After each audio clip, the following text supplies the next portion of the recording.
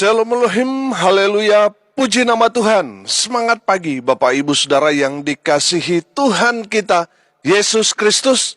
Jumpa lagi bersama saya Pendeta Samuel Mabuntu dalam Renungan Pagi ke 1698 hari Renungan Pagi ini mengudara. Puji Tuhan. Bapak Ibu Saudara yang dikasihi Tuhan, sebelum kita mengawali segala aktivitas kita di pagi hari ini, mari kita buka hari ini bersama Tuhan dengan mendengarkan firman Tuhan. Sebelum kita membaca, mendengarkan, dan merenungkan firman Tuhan hari ini, mari kita berdoa minta pimpinan Roh Kudus. Kita berdoa. Bapa di surga, kami sangat membutuhkan kebenaran firman-Mu sebagai makanan tubuh, jiwa, dan roh kami. Kenyangkan kami dengan firman-Mu, puaskan kami, agar kami kuat menghadapi kerasnya kehidupan ini, dan tetap menjadi berkat, menjadi terang Tuhan di antara kegelapan dunia ini. Kami buka hati kami, siap ditaburi dan diisi oleh kebenaran firman-Mu. Di dalam nama Tuhan Yesus, yang adalah firman Allah yang hidup, kami berdoa. Amin. Haleluya. Mari buka Alkitab kita dalam kitab Keluaran pasal 8, ayat 1 sampai ayat 15. Di bawah perikop tulah kedua, katak. Demikian firman Tuhan. Berfirmanlah Tuhan kepada Musa, pergilah menghadap Firaun dan katakan kepadanya, beginilah firman Tuhan, biarkanlah umatku pergi, supaya mereka beribadah kepadaku. Jika engkau menolak membiarkannya pergi, maka aku akan menulahi seluruh daerahmu dengan katak. Katak-katak akan mengeriap dalam sungai Nil, lalu naik dan masuk ke dalam istanamu dan kamar tidurmu. Ya, sampai ke dalam tempat tidurmu, ke dalam rumah pegawai-pegawaimu dan rakyatmu, bahkan ke dalam pembakaran rotimu, serta ke dalam tempat adonanmu. Kata-kata itu akan naik memanjati engkau, memanjati rakyatmu dan segala pegawaimu. Berfirmanlah Tuhan kepada Musa, katakanlah kepada Harun, ulurkanlah tanganmu dengan tongkatmu ke atas sungai, ke atas selokan, dan ke atas kolam, dan buatlah katak-katak bermunculan meliputi tanah Mesir. Lalu Harun mengulurkan tangannya ke atas segala air di Mesir, maka bermunculanlah katak-katak, lalu menutupi tanah Mesir. Tetapi para ahli itu pun membuat yang demikian juga dengan ilmu-ilmu mantra mereka, sehingga mereka membuat katak-katak bermunculan meliputi tanah Mesir. Kemudian Firaun memanggil Musa dan Harun serta berkata, berdoalah kepada Tuhan supaya dijauhkannya kata-kata itu daripadaku dan daripada rakyatku. Maka aku akan membiarkan bangsa itu pergi, supaya mereka mempersembahkan korban kepada Tuhan.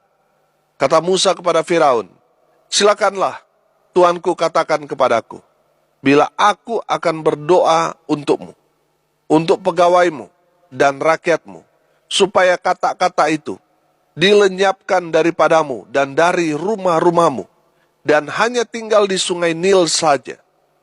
Katanya, besok. Lalu kata Musa, jadilah seperti katamu itu, supaya Tuanku mengetahui bahwa tidak ada yang seperti Tuhan Allah kami. Maka kata-kata itu akan dijauhkan daripadamu, dari rumah-rumahmu, dari pegawai-pegawaimu, dan dari rakyatmu, dan hanya akan tinggal di sungai Nil saja. Lalu Musa dan Harun keluar meninggalkan Firaun, dan Musa berseru kepada Tuhan karena kata-kata yang didatangkannya kepada Firaun.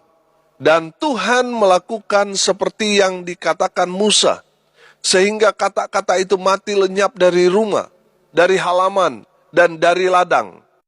Dikumpulkan oranglah bangkai-bangkainya, bertumpuk-tumpuk, sehingga tanah itu berbau busuk. Tetapi ketika Firaun melihat bahwa telah terasa kelegaan, ia tetap berkeras hati dan tidak mau mendengarkan mereka keduanya, seperti yang telah difirmankan Tuhan. Amin. Bapak Ibu Saudara yang dikasihi Tuhan, konteks kebenaran firman Tuhan ini ketika Tuhan menulahi Mesir dengan tulah katak. Memang katak ini bukan binatang seram atau binatang buas, tapi itu binatang yang sangat menjijikan. Betul? Saudara bayangkan, katak ini ada di mana-mana. Ada di istana raja maupun di tempat tinggal orang Mesir.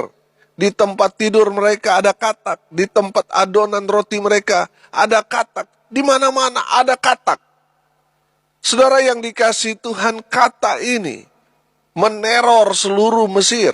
Dari segala kalangan. Baik itu dari Raja Firaun sampai ke rakyat orang-orang Mesir. Semua diteror oleh katak itu. Bapak Ibu Saudara yang dikasihi Tuhan, saya mau menceritakan tentang pengalaman saya waktu saya masih muda, masih tinggal di kampung. Biasanya kalau tidak ada kegiatan saudara anak-anak muda, kami sering pergi ke sawah yang baru saja dipanen. Karena sawah yang baru dipanen itu biasanya malam hari itu banyak binatang, saudara. Makanya kami datang membawa Petromax dan alat-alat pemukul untuk memukul binatang apa saja yang kami temui. Seperti tikus sawah, burung, ikan, kodok, kadang ketemu ular, dan lain sebagainya, saudara. Saudara yang dikasihi Tuhan, kita biasanya kalau sudah mendapatkan binatang-binatang itu, kita undi, saudara. Siapa yang mau bersihkan? Kami undi dengan cara home pimpah. Saudara, saya yang kena giliran. Saudara yang dikasihi Tuhan, karena saya belum punya pengalaman membersihkan kodok, saudara, saya nggak tahu kalau ternyata baunya itu amis luar biasa. Saudara, dari saat itu, wah, saya kapok, saudara, membersihkan kodok, saudara. Saudara yang dikasihi Tuhan, baunya itu sangat menyengat. Sehingga beberapa kali saya mual muntah karena nggak tahan mencium baunya. Seperti bau bangkai yang begitu amis. Saudara yang dikasihi Tuhan, dari sana kita dapat membayangkan apa yang terjadi di Mesir. Katak menguasai Mesir saat itu. Dan baunya sangat menyengat Mesir saat itu. Saya percaya. Orang-orang Mesir pada saat itu sangat stres, saudara, depresi, frustasi. Karena mereka tidak bisa makan, karena ada katak di mana-mana. Mereka tidak bisa tidur, karena ada katak di mana-mana. Mereka mual muntah, tidak bisa berbuat apa-apa. Mereka semakin hari, saya percaya semakin lemah, karena teror katak itu. Karena mereka tidak bisa istirahat, mereka tidak bisa makan. Wah, di mana-mana katak itu memenuhi negeri Mesir itu. Waduh, binatang yang sangat menjijikkan. Bapak Ibu Saudara yang dikasihi Tuhan, mari kita lihat. Apa sebabnya Tuhan menulahi Mesir dengan tulah katak ini? Perhatikan ayat 1 dan ayat 2. Berfirmanlah Tuhan kepada Musa, pergilah menghadap Firaun dan katakan kepadanya, beginilah firman Tuhan, biarkanlah umatku pergi, supaya mereka beribadah kepadaku. Jika engkau menolak membiarkannya pergi, maka aku akan menulahi seluruh daerahmu dengan katak. Amin. Apa penyebab Tuhan menulahi Mesir dengan katak? Karena Firaun, Raja Mesir, menolak membiarkan Israel pergi beribadah kepada Yahweh, kepada Allah Israel. Bapak Ibu Saudara yang dikasihi Tuhan, beberapa waktu yang lalu saya katakan begitu. Kita bisa menjadi seperti Firaun tanpa kita sadari. Saudara bisa menjadi Firaun kalau saudara tidak memberi kesempatan orang untuk datang beribadah kepada Tuhan. Saudara mungkin seorang pimpinan dalam pekerjaan saudara. Atau saudara sebagai suami, sebagai istri. Dan saudara menghalangi suami atau istrimu atau anakmu atau pembantumu untuk beribadah kepada Tuhan. Saudara sudah menjadi Firaun bagi mereka. Saudara sudah menghalang-halangi orang untuk datang cari Tuhan. saudara tanpa saudara sadari, saudara sudah menjadi Firaun. Saudara yang dikasihi Tuhan, akibat menghalangi umat Tuhan untuk pergi beribadah kepada Tuhan, apa yang terjadi dengan Mesir? Mesir ditimpa tulah, betul? Demikian juga yang akan terjadi kepada kita yang menghalang-halangi orang yang mau datang beribadah kepada Tuhan. Bertobat, saudara. Jangan pernah menghalang-halangi orang yang mau datang kepada Tuhan. Karena orang itu akan mendoakan saudara. Kalau dia datang kepada Tuhan, dia akan berdoa buat saudara supaya saudara umur panjang, sehat selalu, sukses, semakin diberkati Tuhan. Amin. Tapi kalau saudara tidak mengizinkan orang itu datang kepada Tuhan, doanya seperti apa? Doanya itu seperti orang tersolimi, saudara. Dan Tuhan mendengar orang-orang yang teraniaya. Saudara yang dikasihi Tuhan, Tuhan menghukum Mesir karena Firaun tidak mengizinkan umat Tuhan untuk pergi beribadah kepada Tuhan Allah Israel. Sehingga Mesir ditimpa tulah. Bapak Ibu Saudara yang diberkati Tuhan, Firaun rupanya tidak kuat dengan tulah kata itu. Karena sangat-sangat menjijikan. Perhatikan ayat 8 sampai ayat 13. Kemudian Firaun memanggil Musa dan Harun serta berkata, "Berdoalah kepada Tuhan supaya dijauhkannya kata-kata itu daripada aku dan daripada rakyatku. Maka aku akan membiarkan bangsa itu pergi, supaya mereka mempersembahkan korban kepada Tuhan." Kata Musa kepada Harun, "Silakanlah tuanku, katakan kepadaku, bila aku akan berdoa untukmu, untuk pegawaimu dan rakyatmu, supaya kata-kata itu dilenyapkan daripadamu dan dari rumah-rumahmu, dan hanya tinggal di sungai Nil saja. Katakan besok." Lalu kata Musa, "Jadilah seperti katamu itu, supaya tuanku mengetahui bahwa tidak ada yang seperti Tuhan Allah kami. Maka kata-kata itu akan dijauhkan daripadamu, dari rumah-rumahmu, dari pegawai-pegawaimu, dan dari rakyatmu, dan hanya akan tinggal di sungai Nil saja." Lalu Musa dan Harun keluar meninggalkan Firaun, dan Musa berseru kepada Tuhan karena kata-kata yang didatangkannya kepada Firaun.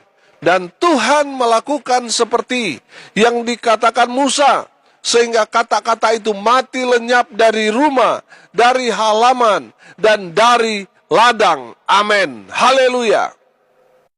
Bapak Ibu Saudara yang dikasihi Tuhan, Firaun tahu bahwa apa yang dia lakukan adalah penyebab negerinya ditulahi katak oleh Tuhan. Apa yang dilakukan Firaun agar Mesir terbebas dari tulah kata itu? Sudah perhatikan yang dilakukan Firaun. Yang pertama, Firaun memanggil hamba Tuhan, Musa dan Harun. Betul? Yang kedua, Firaun meminta supaya Musa dan Harun berdoa kepada Tuhan, supaya Tuhan membebaskan Mesir dari tulah kata itu. Saudara yang dikasihi Tuhan, perhatikan apa yang dilakukan Firaun untuk sementara ini saya nilai tepat. Saudara, kalau saat ini saudara memiliki satu pergumulan dalam kehidupan saudara, lakukan apa yang seperti Firaun lakukan. Cari hamba Tuhan. Amin. Minta doa kepada mereka, supaya hamba Tuhan itu berdoa buat saudara. Amin. Haleluya. Bapak Ibu Saudara yang dikasihi Tuhan, pertanyaannya sekarang, apakah Firaun benar-benar bertobat? Tidak, saudara. Perhatikan ayat 15. Tetapi ketika Firaun melihat bahwa telah terasa kelegaan, ia tetap berkeras hati dan tidak mau mendengarkan mereka keduanya, seperti yang telah difirmankan Tuhan. Amin. Bapak Ibu Saudara yang dikasihi Tuhan, di saat Firaun melihat bahwa kata-kata itu sudah tidak ada lagi dari tanah Mesir, Firaun kembali mengeraskan hatinya, tidak mau mendengarkan apa yang dikatakan Nabi Tuhan itu, Musa dan Harun. Bapak Ibu Saudara yang dikasihi Tuhan, ada berapa banyak orang memiliki karakter seperti Firaun. Ketika apa yang kita minta atau doakan sudah Tuhan jawab, bukannya hidup dalam pertobatan, malah kumat. Betul apa benar? Lihat Firaun. Bukannya bertobat, tapi malah kumat, saudara. Tambah parah. Saudara yang dikasihi Tuhan, dengar baik. Kalau Tuhan sudah menjawab semua apa yang kita inginkan, saudara harus yang pertama, hidup dalam pertobatan. Amin. Saudara harus hidup dalam pertobatan. Saya percaya, semua yang terjadi kepada kita, itu tidak kebetulan. Kalau Tuhan menegur saudara dengan keras, saudara harus bertobat. Itulah cara Tuhan mau menyelamatkan saudara. Saudara yang dikasihi Tuhan, ada berapa banyak orang yang bersaksi. Dia bertobat ketika apa? Ketika dia susah, ketika dia sakit, ketika dia bangkrut, ketika dia tidak punya apa-apa lagi. Ada di titik nol, baru mereka mengalami Tuhan dalam kehidupan mereka. Mereka datang cari Tuhan dan lain sebagainya. Saudara yang dikasihi Tuhan, kalau saudara ditegur dengan keras oleh kebenaran firman Tuhan ini, oleh beberapa kejadian yang terjadi dalam kehidupan saudara, Tuhan mau menyelamatkan saudara. Makanya bertobat saudara. Amin. Yang kedua, kalau Tuhan sudah menjawab semua apa yang saudara inginkan, seharusnya saudara hidup di dalam Tuhan. Amin. Hidup di dalam Tuhan. Mengalami Tuhan. Saudara yang dikasihi Tuhan, kita harus selalu membaca kebenaran firman Tuhan supaya kita tahu bagaimana apa yang harus kita kerjakan, kita lakukan sebagai orang percaya. Saudara yang dikasihi Tuhan, saya percaya kalau ada Yesus, ada Tuhan di dalam kehidupan kita, pasti saudara yang dikasihi Tuhan, yang kita keluarkan adalah buah-buah roh. Orang akan melihat ada satu perubahan yang luar biasa terjadi dalam kehidupan kita. Amin. Saudara yang dikasihi Tuhan, mari kita mau hidup di dalam Tuhan. Amin. Dan yang terakhir, yang ketiga, kalau Tuhan sudah menjawab semua apa yang saudara doakan, inginkan, hiduplah dalam kebenaran. Jadilah pelaku-pelaku firman. Amin. Itu baru benar. Nah, kalau saudara hanya mendengar dan stop menjadi pendengar setia, saudara tidak melakukan firman, saudara berarti hidup tidak benar. Hidup dalam kebenaran artinya, apa yang saudara sudah dengar, lakukan itu dalam kehidupan saudara sehari-hari. Itu baru orang benar. Amin. Yang hidup dalam kebenaran. Haleluya. Bapak Ibu Saudara yang dikasihi Tuhan, jangan menjadi seperti Firaun yang menghalang-halangi orang untuk datang beribadah kepada Tuhan. Jangan menjadi sama seperti Firaun yang mengeraskan hati setelah mengalami mujizat, setelah Musa dan Harun berdoa minta kepada Tuhan supaya tulah itu berakhir, selesai. Tapi setelah dia alami mujizat itu, dia mengeraskan hati. Saudara yang dikasihi Tuhan, mari kita belajar. Kita mau hidup dalam pertobatan. Kita mau hidup dalam Tuhan. Dan kita mau hidup dalam kebenaran firman Tuhan dengan cara menjadi pelaku-pelaku firman. Amin. Mari kita berdoa. Terima kasih Bapa di surga atas kebenaran firman yang sangat memberkati kami. Berkati semua pendengar dimanapun mereka berada.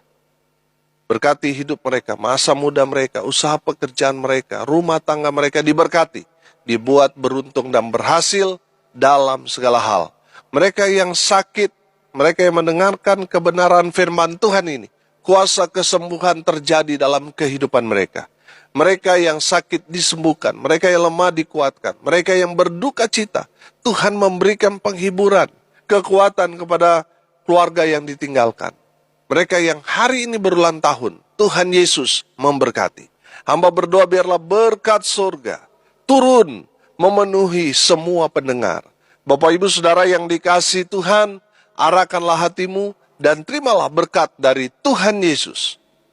Tuhan memberkati engkau dan melindungi engkau. Tuhan menyinari engkau dengan wajah-Nya dan memberi engkau kasih karunia. Tuhan menghadapkan wajah-Nya kepadamu dan memberi engkau damai sejahtera. Di dalam nama Tuhan Yesus, sumber segala berkat.